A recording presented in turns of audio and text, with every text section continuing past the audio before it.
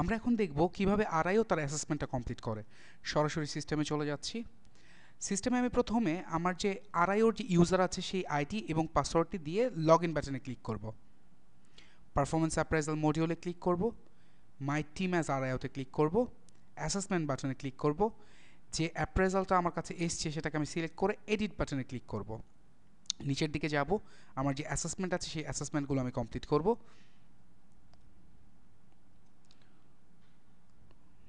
4 mark দিলাম, 4 দিলাম, 3 দিলাম, 4 দিলাম, 3 দিলাম, 4 দিলাম, 3 মার্ক দিলাম,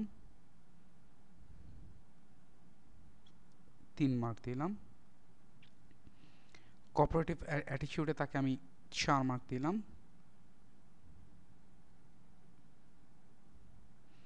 3 মার্ক দিচ্ছি।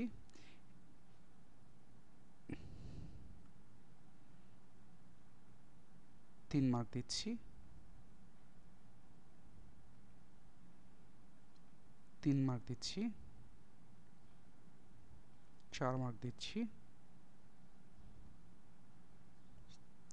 4 মার্ক দিচ্ছি। সো টোটাল 52তে আমি তাকে 47 দিলাম। এবার পার্সোনাল ট্রেটসে আসি, পারফরমেন্স ট্রেটে আসি। পারফরমেন্স ট্রেটে তাকে আমি সেম তার ইনোভেশনে আমি তাকে 3 দিলাম, ওয়ার্ক কোয়ালিটিতে আমি 4 দিলাম, ডিসিশন মেকিং স্কিলে তাকে আমি 3 দিলাম, টিম ওয়ার্ক অ্যাবিলিটিতে আমি তাকে 4 দিলাম,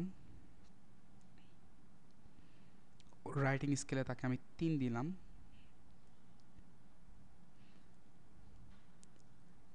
ডিউটিফুলনেসে তাকে আমি 4 দিচ্ছি, ভার্বাল কমিউনিকেশন স্কিলে তাকে আমি 4 দিচ্ছি,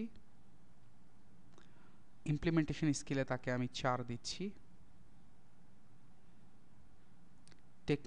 টেকনোলজি নলেজে আমি তাকে 2 দিচ্ছি, প্রফেশন নলেজে আমি তাকে 2 দিচ্ছি, সুপারভাইজিং স্কিলে তাকে আমি 3 দিচ্ছি, এবং অ্যামাউন্ট অফ ওয়ার্ক পারফর্মড এটাতে আমি তাকে 4 মার্ক দিচ্ছি।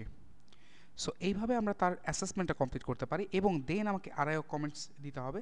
সেটা আমি একটা কমেন্টস দিচ্ছি এবং এই যে কমেন্টসটা সেটাকে গুড অর নাকি অ্যাডভার্স সেটা আমাকে ডিফাইন করতে হবে।